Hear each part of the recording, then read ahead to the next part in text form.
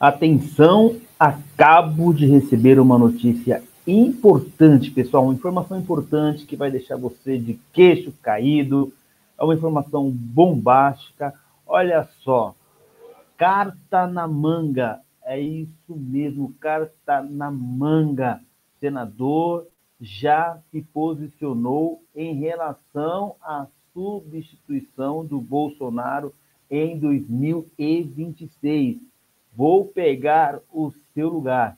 E mais, gente, Lula está numa situação complicada por conta dessa cirurgia que ele teve e agora estão questionando a questão da sequela e se ele vai continuar trabalhando, continuar exercendo o seu mandato ou não. Espera um pouquinho que eu vou trazer tudo para vocês aqui agora. Mas antes, esmaga o dedo no like, pelo menos uns 30 mil likes neste vídeo para fortalecer o nosso canal. Então deixa o seu like, se inscreva no canal se você não é inscrito ou não é inscrita ainda. E aqui embaixo, você sabe, eu deixo para você a informação e aqui embaixo eu quero a sua opinião. Já vou começar rapidamente trazendo essa questão do Lula, tá? É uma informação muito importante e quem fez uma pontuação bem interessante é o Alexandre Garcia. E vou trazer para vocês a fala dele aqui. Dá uma olhada. Seguinte, que hoje saiu no Diário Oficial uma lei que o presidente sancionou ontem. Ele continua assinando documentos, continua chefe de governo. O Alckmin é um pouquinho só chefe de Estado, mas não governa. Ele está cumprindo missões protocolares, como, por exemplo, reuniões com um primeiro-ministro da Eslovênia, né? E aí eu lembro, eu assisti a isso. Estamos repetindo no governo militar, quando Costa e Silva teve um derrame, foi levado para o Rio de Janeiro, e os militares não deixaram o vice-presidente Pedro Aleixo assumir. Assumiu uma junta. Eu fico pensando, o que há que impede o vice-presidente, que está em pleno gozo de saúde, e não numa UTI, e distante de Brasília, ele está em Brasília, o que impede Alckmin de assumir? Falta de confiança no vice, mágoa por o vice ter feito uma campanha como adversário de Lula, dizendo que Lula quer voltar ao local do crime, à cena do crime. Fica essa dúvida na cabeça de todo mundo. O presidente do Bradesco, Luiz Carlos Trabuco, depois da reunião do chamado Conselhão, mandou uma mensagem calorosa a Lula, dizendo que quer que ele continue liderando o crescimento e a prosperidade do país. Aí mostra que Lula sempre se deu bem com os banqueiros, né? Aliás, o Banco Central, o mercado esperava um aumento da taxa básica de juros em 0,75%, mas foi 1 inteiro. Saltou para 12,25% ao ano a taxa básica Selic, né? O dólar continua acima de 6. Bom, vamos ao nosso legislativo. Pois é, gente. O que vocês acharam? Deixa os comentários aqui. Ainda nessa toada, vou trazer daqui a pouco uma informação importantíssima sobre a questão do substituto de Bolsonaro em 2026. Segura um pouquinho aí, daqui a pouco eu trago esse assunto, mas antes vamos dar mais um giro aqui, ainda sobre esse tema, questão de saúde do Lula. Vamos lá. Mais um para você aqui. Agora eu vou trazer para vocês um giro. Agora a gente traz a atualização do estado de saúde do presidente Lula, depois da cirurgia de emergência para tratar uma hemorragia intracraniana realizada nesta terça-feira em São Paulo. Lula vai permanecer internado por 48 horas. Segundo o último boletim médico, durante a cirurgia, que durou quase 2 horas, não foram encontradas lesões cerebrais. Ontem, durante uma reunião com os presidentes do Senado e da Câmara, Lula interrompeu o encontro para ser atendido na unidade de Brasília do Hospital Sírio-Libanês, onde os exames revelaram o hematoma na cabeça. E sobre esse assunto, nós conversamos agora com o neurocirurgião Paulo Porto de Mello, é hora de entrevista em Oeste Sem Filtro.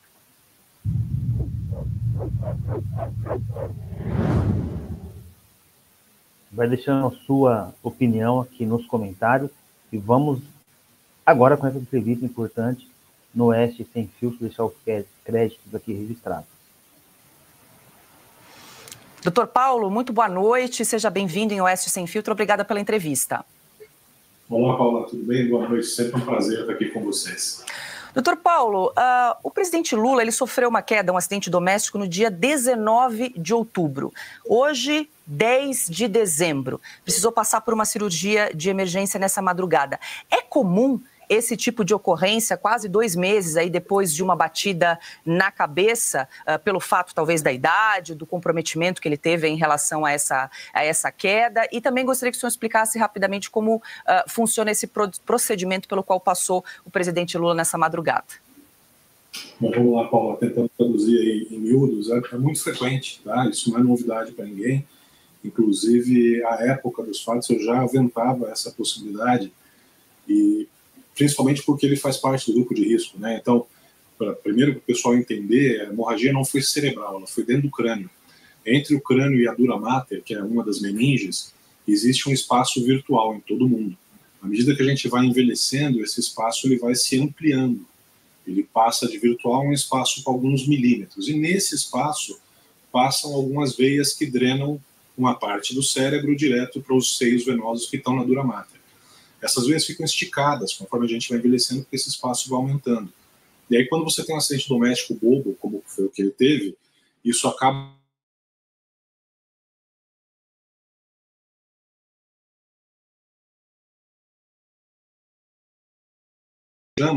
leva de semanas a meses. E aí pode vir com sintomas como dor de cabeça, fraqueza de um lado do corpo, às vezes pode atrapalhar a fala, tá? E isso é muito frequente, especialmente nos idosos. Pode acontecer em crianças que ainda não têm realmente um espaço completamente formado. Pode acontecer em indivíduos que estejam tomando medicamentos para, como o pessoal diz aí, afinar o sangue, né? E muito frequente também em pessoas que têm um histórico de um uso maior aí de álcool. E, doutor Paulo, só rapidamente, o senhor pode detalhar esse procedimento pelo qual ele passou nessa madrugada? Então, para a abordagem inicial de um subdural crônico, a gente geralmente faz uma incisão pequena, aí, de 4 centímetros mais ou menos, na cabeça, e afasta a pele ali, e depois faz um orifício mínimo de 2, 3 milímetros no crânio, por onde você entra com um catéter nesse espaço subdural. Por meio desse catéter, você injeta soro fisiológico sob pressão, e como você está injetando um líquido sob pressão, o que está lá dentro, que é o hematoma, sai. Então você substitui o hematoma pelo soro fisiológico, que por ser soro fisiológico acaba sendo absorvido ao longo dos dias, sem deixar nenhum tipo de sequela ou dano. Deixa eu passar aqui para o Silvio Navarro, que também tem uma pergunta para o senhor. O senhor falou uma palavra que eu acho que interessa a muitos brasileiros nessa hora, sequelas. É possível afirmar que não haverá sequelas, até porque a curto, médio prazo, ele ocupa a posição da presidência da República? Silvio, boa noite, é um prazer revê-lo. Eu não conheço, obviamente, o prontuário e os exames do Lula. Afinal de contas, está sendo cuidado por uma outra equipe, não é? O que eu posso te afirmar são meus quase 30 anos de experiência. Hematomas subdurais crônicos não deixam sequela. Tá? Eu nunca vi, em quase 30 anos de exercício profissional, um hematoma subdural crônico deixar algum tipo de sequela, justamente porque é um acúmulo de sangue entre o cérebro e a meninge, ou seja, ele não está no tecido cerebral primariamente. Ele está num espaço ali virtual que não tem nenhuma função neurológica, por isso que a ocorrência de algum tipo de sequela é altamente improvável. Piotr. Doutor, boa noite, obrigado mais uma vez por nos atender aqui. O senhor disse que houve um rompimento de uma pequena veia, uma artéria ali, né? E ela cicatriza, porque se ela sangrou durante esse tempo todo, ou seja, houve essa pequena hemorragia e agora houve a necessidade desse procedimento para retirar esse hematoma e colocar o soro fisiológico, conforme o senhor já explicou, mas esta veia, ela é suturada? O que acontece? Ou ela continua, digamos, pingando ali com essa hemorragia e corre-se o risco de que daqui a algum tempo ter de fazer novamente essa operação? Hilton, prazer falar com você. Veja, você tem muito fundamento no que você está perguntando, né? Então existe a enorme probabilidade dessa veia ela cicatrizar sozinha, pelo método que a gente brinca, que é o método da vovó, né? Quando a gente se machuca, começa a sangrar, a avó mandava colocar a mão em cima e não tirar o dedo até parar de sangrar. Então é isso que acontece quando essa hemorragia, quando esse hematoma atinge um volume considerável, como no caso do presidente Lula, né? Neste caso especificamente, o próprio volume do hematoma ele fica comprimindo ali aquela veia até que ela pare de sangrar, tá? Existe a possibilidade de reformar o hematoma? Existe, e não é uma possibilidade desprezível. Porque quando você está drenando esse hematoma, quando você está substituindo ele pelo soro, você descomprime essa veia. Se tiver dado tempo suficiente daquela veia cicatrizar perfeitamente, ótimo, ela não vai voltar a sangrar. Porém, se tiver só aquela casquinha de ferida que a gente brinca, pode ser que durante esse processo de descompressão, essa veia ela destampone e volte a minar um pouquinho de sangue ali. E isso eventualmente pode motivar a necessidade de uma outra cirurgia. O que a gente faz geralmente nos pacientes que são operados de um subdural crônico, a gente monitora esses pacientes, porque se a gente notar que está começando a acumular sangue novamente, existem medicamentos que podem ser introduzidos em alguns casos que ajudam o próprio organismo a reabsorver aquele sangramento antes que forme um novo hematoma que precise de uma nova cirurgia. O Augusto também tem uma pergunta para o senhor, doutor Paulo. Boa noite, doutor Paulo, prazer. Obrigado pela entrevista. Por quanto tempo deve ficar internado ainda o presidente, um paciente nessas condições, doutor Paulo? Prazer enorme falar com você, Augusto. Veja, pacientes operados de subdural crônico, de uma forma geral, a gente deixa internados de 48 a 72 horas. Por quê? Esses pacientes eles ficam com um dreno nesse espaço subdural, usualmente de 24 a 48 horas. Ocorrendo tudo bem, ao final das primeiras 48 horas após a cirurgia, a gente saca esse dreno e aí no dia seguinte, mais um dia de observação hospitalar, ele vai para casa, tá? Isso se não tiver alguma intercorrência, como distúrbio de coagulação, alguma coisa que impeça o transcurso normal de um pós-operatório de uma cirurgia de pequeno porte como essa. Vale a pena ressaltar que, para o pessoal que está assistindo, isso não é uma cirurgia extremamente complexa, pessoal.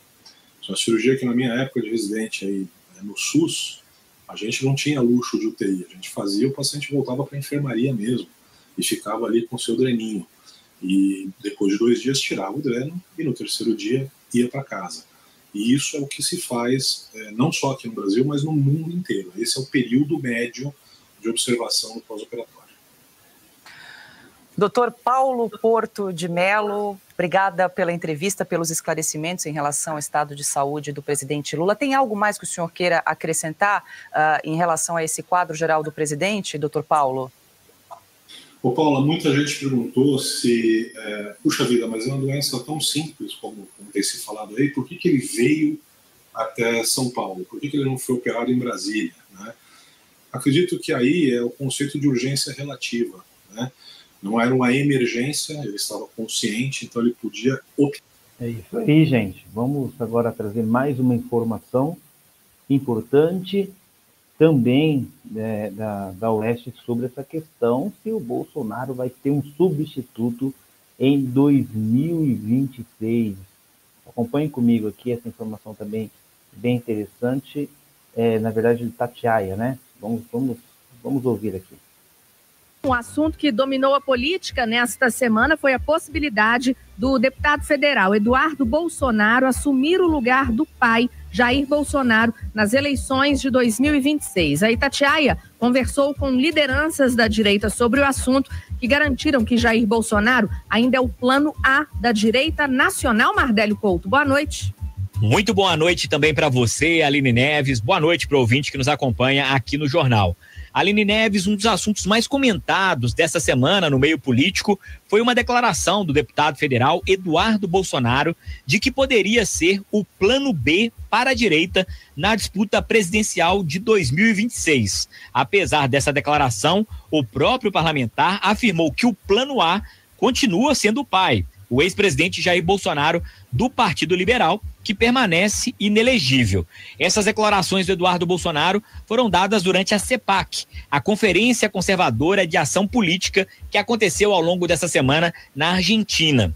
A nossa reportagem conversou sobre o assunto com o presidente do PL aqui em Minas Gerais, o deputado federal Domingos Sávio. O parlamentar afirmou que Eduardo Bolsonaro está altamente preparado, tem experiência e pode representar a direita em uma candidatura nacional. No entanto, o presidente do PL mineiro ressaltou que, neste momento, o único foco do PL nacional é reverter a inelegibilidade do ex-presidente Jair Bolsonaro. O presidente do PL em Minas Gerais afirmou que Bolsonaro, no entendimento dele, não cometeu nenhum crime e deverá ser o candidato a presidente em 26.